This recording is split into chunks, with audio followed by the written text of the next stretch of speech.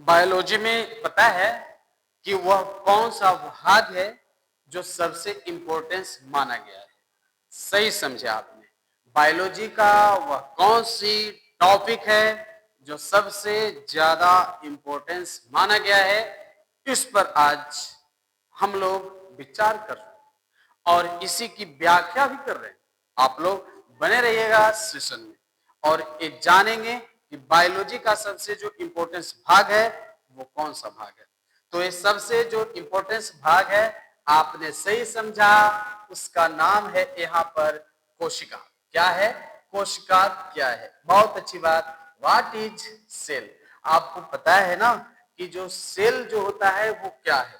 शरीर के लिए सेल क्या है? सबसे पहले परिभाषा आ रहा है सेल का, आपको पता होगा कि जब रास्ते चलते हैं तो एक एक कदम की जरूरत होता है।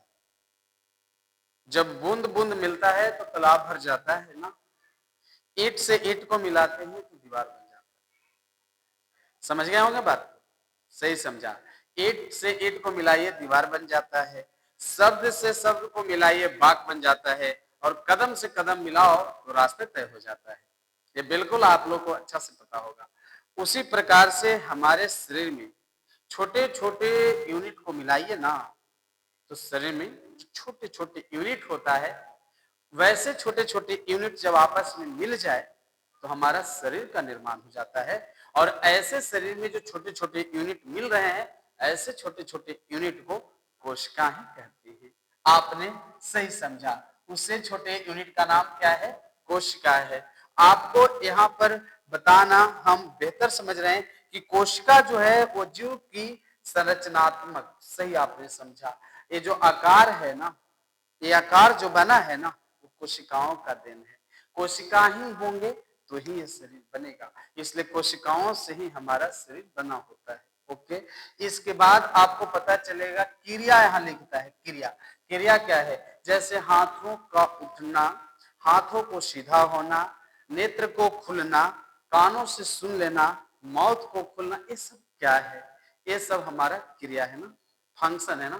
तो हमारे शरीर में जो क्रिया हो रही है वही क्रियात्मक इकाई है, और हर जीव एक या अधिक कोशिकाओं से बना भी होता है। आपने सही समझा। जीवन की सबसे छोटी इकाई भी कहा जाता है। तो जीवन की सबसे छोटी जो इकाई होती है वो सेल होता है। आपको ये पता है कि कोई किसी को यानी पका हुआ तेल, गरम तेल शरीर पर डाल दे तो जल जाता है ना, छाले निकल जाते हैं ना, फिर वह शरीर पर धब्बा रह जाता है ना। किसकी बर्बादी से? आपने सही समझा, सेल की बर्बादी से। आपको लगा कि कपड़ा पहन सकते हैं, जब आपका शरीर सही होगी ना तभी आपका कपड़े भी आपके ऊपर वह सही ढंग से मेंटेन हो पाएंगे। और यदि आपका शरीर में दिक्कतें होगी ना तो आप कपड़ा बदलते रहिए, आपका सुधार नहीं होने वाला है। इसलिए आप लोग को चाहिए कि हम कोशिका को डेवलप करें। अब जैसे जैसे कोशिका डेवलप होगा आपका शरीर में डेवलपमेंट बना रहेगा। इसलिए कोशिका है तो शरीर है। और ये देखिए कि हम लोग बात करते हैं कि कोशिका के अंदर में आप यहाँ डायग्राम से देख सकते हैं कि आखिर ये क्या है। तो आपको ये जो स्ट्रक्चर जो दिख रहा है वो माइटोकॉन्ड्रिया को दिख रहा है। बहुत सारे इसमें नाम है। कोशिका में केंद्रक भी होता है, न्यूक्लियस होता है, जिसके विभाजन से कोशिका कई भागों में बट जाता है ना, बट जाता है। परिवार में झगड़ा होती है, परिवार में बंटवारा होता है, दो घर का निर्माण हो जाता है। उसी प्रकार कोशिका का केंद्रक भी दो भागों में बट जाता है, और कोशिका का केंद्र दो भागों में बटने के बाद नई कोशिकाएं का रूप ले लेता है। उसी प्रकार से इसके अंदर में बहुत सारे डायग्राम के अंदर में रचनाएं होंगी। हम सभी रचनाओं के बारे में बारी बारी से आप लोग के साथ जुड़ते रहेंगे। अभी हमारा जो टॉपिक चल रहा है वह इंट्रोडक्शन का चल रहा है। आप लोग बेहतर करने के लिए हमारे साथ जुड़ते हैं और ऐसे स्थिति में यानी हम लोग जुड़कर बात भी करते हैं। यहाँ पर आप देखिए, इस फिगर में देखिएगा तो लाइसोसोम है, सुसाइडल बैग ऑफ यानी सेल, यानी आत्महत्या की थैली। यही होता है सेल के लिए। हम स्पेशल आप लोग को यानी ये सब भाग बताएंगे। अभी तो डायग्राम से आप लोग को मुलाकात करवाए हैं कि देखिए डायग्राम में क्या क्या चीजें हैं। ये आपको सेल बॉल देख करके लग रहा होगा कि किसमें होती है। प्लांट सेल में सेल बॉल होता है। यदि आप एनिमल सेल में इसको खोजेंगे तो एनिमल सेल में मिलने वाला नहीं है। ये जब भी मिलेगा तो प्लांट सेल में मिलेगा। क्लियर हो रहा है? उसके बाद यहाँ पर जो राइबोसोम है ये क्या करता है, प्रोटीन का संश्लेषण करता है। ये भी आपको जानना बेहतर होगा कि राइबोसोम का काम क्या है, तो प्रोटीन का संश्लेषण करना काम है। किसका ये काम है? राइबोसोम का। क्या करना काम है? प्रोटीन का संश्लेषण करना कार्य है। यहाँ तक आप लोग को जानकारी हो गई। यहाँ पर आपको क्लोरोप्लास्ट है, सूर्य की प्रकाश से जो भोजन बनाने वाले सेल होंगे वो कौन सेल होंगे? आपको पता है ना कि वो कौन सा सेल होंगे? वो सेल होंगे प्लांट सेल। क्लियर हो गया? वो प्लांट सेल होंगे। उसी तरह से आप यहाँ पर भी देख सकते हैं कि क्या क्या चीजें रचना है, दिख रहा है। साइटोप्लाज्म है, आपको बताइए घर में बंटवारा होने के बाद एक घर दो घर में बदल जाता है और फिर नए घर का भी निर्माण करना पड़ता है। उसी प्रकार से ये देखना होगा कि यहाँ कंडीशन ऐसा है जो सामने में दिख रहा है। स्पष्ट हो रहा है कि यहाँ पर साइटोप्लाज्म है और ये प्लाज्मा मेम्ब्रेन है। और ये जो प्लाज्मा मेम्ब्रेन है ना, ये प्लाज्मा मेम्ब्रेन का काम क्या है? ये प्लाज्मा मेम्ब्रेन का काम है पदार्थों को बाहर से अंदर, अंदर से बाहर, ये काम कोई कर रहा है तो उसका नाम प्लाज्मा मेम्ब्रेन। तो प्लाज्मा मेम्ब्रेन का काम है अच्छे पदार्थों को बाहर से अंदर आने देना और हानिकारक पदार्थों को अंदर से बाहर जाने देना। ऐसे बहुत सारे इसमें नाम हैं जो आप जानना चाहेंगे, किंतु ये सारा चीजों पर हम बाकी भी जिक्र अच्छे ढंग से करते चलेंगे। अभी इंट्रोडक्शन सेल के बारे में चल रहे हैं और यहाँ पर आपको पता होगा कि हम लोग जो सेल को जानते हैं उस सेल को दो भागों में बांटते हैं। दो भागों में बांटते हैं सेल को। अब सेल जो है उसको दो भागों में बांटते हैं ना। परिवार भी होते हैं, एक अच्छे परिवार होते हैं और एक अच्छे परिवार न भी होते हैं। तो यहाँ पर जो होता है सेल, उस सेल को भी दो भागों में बांटते हैं। तो सेल को जब दो भागों में बांटते हैं तो आखिर सेल को दो भागों में बांटते हैं तो वह कौन कौन सा दो भाग है उस पर चर्चा करेंगे। तो यहाँ पर देखिए प्रोकैरियोटिक कोशिका है और यहाँ यूकैरियोटिक कोशिका है। आपको लग रहा होगा कि हमारे अंदर में कौन सी कोशिका है, सही आपने सोचा। आप इसको पढ़ लीजिए, उसके बाद खुद पता चल जाएगा कि आपके शरीर में आखिर दोनों में से कौन है।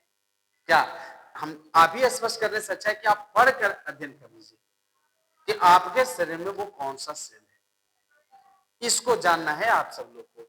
तो यहाँ पर देखेगा कि विशेषता है, यानी कौन सा कोशिका में क्या विशेषता है। नाभिक आप समझ सकते हैं अनुपस्थित है। आपको क्या लगता है कि आपकी इतनी बड़ी आपका आकार है, क्या मनुष्यों के अंदर में नाभिक क्या अनुपस्थित हो सकता है? नहीं ना। इसलिए हमारे अंदर में नाभिक वाला होगा, यानी हम सब बने हैं किससे? यूकैरियोटिक कोशिका से बने हैं। समझ में आई बात है? और यूकैरियोटिक कोशिका से बने हैं, इसमें नाभिक उपस्थित है। कितना अच्छी बात है, इसमें नाभिक क्या है? उपस्थित है। आकार यहाँ पर आप समझ सकते हैं, इसकी आकार छोटा है और इसकी आकार बड़ा है। आप समझ सकते हैं कि आप बड़े कोशिकाओं से बने हुए हैं, छोटे कोशिकाओं से आपकी निर्माण नहीं हुई है। डीएनए यहाँ देखिएगा बिना झिल्ली का है और यहाँ है झिल्ली युक्त। डीएनए के बाहर में आवरण होता है, इसलिए यह जो डीएनए होता है काफी जटिल वाला होता है। तो आखिर जो प्रोकैरियोटिक के बाद यूकैरियोटिक है वो जटिल रूप वाला होता है और यहाँ पर झिल्ली वाला होता है, ये आप समझिए। उसके बाद ऑर्गेनल्स, अंगक। अंगक ऑर्गेनल्स कहने का मतलब है कि क्या इसके अंदर में यानी अंगक होता है, ऑर्गेनल्स होते हैं। बहुत सारे अंगक में नाम शामिल है, गोल्जी कॉम्प्लेक्स है, गोल्जी बॉडी है। ये सारे चीजों को यहाँ देखिए कहा है नदारत स्थिति है और यहाँ पर ये उपस्थित है। यहाँ बैक्टीरिया में है और यहाँ पौधे और जानवर सभी शामिल है। तो आप समझ सकते हैं कि प्रोकैरियोटिक और यूकैरियोटिक कोशिका का दो वर्ग है। ये भी क्लियर हो गया होगा, किसी तरह का कोई दिक्कत नहीं होगी, आप अच्छे से समझ सकते हैं। इसको बात करेंगे केंद्रक का, तो देखिए ऐसे रचनाएं होती हैं और ये वाला होता है। अब ये बताइए कि कोशिका है और इसमें नाभिक नहीं है, और ये नाभिक नहीं है ये तो समझ जाए कि प्रोकैरियोटिक है, नाभिक है तो ये समझ जाए कि ये वाला है यूकैरियोटिक है। आई बात समझ में? ये समझने वाली बात होती है, सबको समझना पड़ता है। इसी कड़ी में आप लोग को आगे चलेंगे तो आप माइटोकॉन्ड्रिया पावर हाउस कहा जाता है। माइटोकॉन्ड्रिया कोशिका में एडेनोसाइन ट्राइफॉस्फेट, हाँ सही समझा, माइटोकॉन्ड्रिया कोशिका में एडेनोसाइन ट्राइफॉस्फेट का निर्माण करता है या श्वसन प्रक्रिया का मुख्य स्थान भी होता है, इसलिए पावर हाउस ऑफ सेल कहा जाता है। ये सबको पता है कि माइटोकॉन्ड्रिया जो है ऊर्जा के लिए पावर हाउस है, और माइटोकॉन्ड्रिया न है तो शरीर में कहां से आप चमक दमक पाएंगे। शरीर में आप पावर खोजते हैं ना, तो एटीपी होना जरूरी है। वही एटीपी कहां से? माइटोकॉन्ड्रिया से। और माइटोकॉन्ड्रिया कहां से? सेल में होता है। तो सेल में माइटोकॉन्ड्रिया है और वो एटीपी का संश्लेषण करता है। आइए बात करते हैं यहाँ पर माइटोकॉन्ड्रिया को। आप देख सकते हैं माइटोकॉन्ड्रिया ने ऐसा हमेशा बताया करता है कि हमारे अंदर में तरल पदार्थ भरा रहता है, और ऐसे तरल पदार्थ को मैट्रिक्स कहते हैं, और इसमें घुमावदार रचना बनाता है माइटोकॉन्ड्रिया, तो उसका नाम क्रिस्टी होता है। और यहाँ क्रिस्टा भी लिखा हुआ है। अंदर वाला हिस्सा का नाम इनर मेम्ब्रेन और बाहर वाला हिस्सा का नाम आउटर मेम्ब्रेन होता है। आप अच्छे से समझ सकते हैं इस प्रकार से माइटोकॉन्ड्रिया किस प्रकार से ऑक्सीजन और हमारे लिए एनर्जी के रूप में जल को मेंटेन करता है, ये माइटोकॉन्ड्रिया ही जानता है। तो माइटोकॉन्ड्रिया का काम है ऊर्जा का संश्लेषण करना, और हमारे शरीर में ये निरंतर काम कर रहा है। और माइटोकॉन्ड्रिया को यदि आप मेंटेन करते हैं तो आपके शरीर में कभी दिक्कत नहीं होने वाला है। ये माइटोकॉन्ड्रिया की बात आएगी हो बात समझ में? सबको समझ में आया होगा। इस तरह से हर एक विद्यार्थियों को जिक्र करना होगा, ध्यान में रखना होगा कि हमारे लिए पढ़ाई कितना इंपॉर्टेंस है। तुम कर यानी ऐसा है कि नहीं, जो तुम कर दिखाओ ऐसा जो दुनिया करना चाहे, तुम्हारे जैसा वाला हाल हो जाएगा। तो इस तरह से माइटोकॉन्ड्रिया सब कुछ है। आपने ये जो सेल से संबंधित जो टॉपिक आपने सीखा, साथ ही साथ आप बहुत सारे चीजों को फिगर के माध्यम से सीखा। हमने फिगर पर अभी डिटेल नहीं जानकारी दिया है, फिर इसी तरह से टॉपिक बनाते जाएंगे और डिटेल आपको जानकारी मिलता जाएगा। आप इतना याद रखिए, फिर मिलेंगे नए वीडियो के साथ। जय श्री राधे, शुभकामनाएं।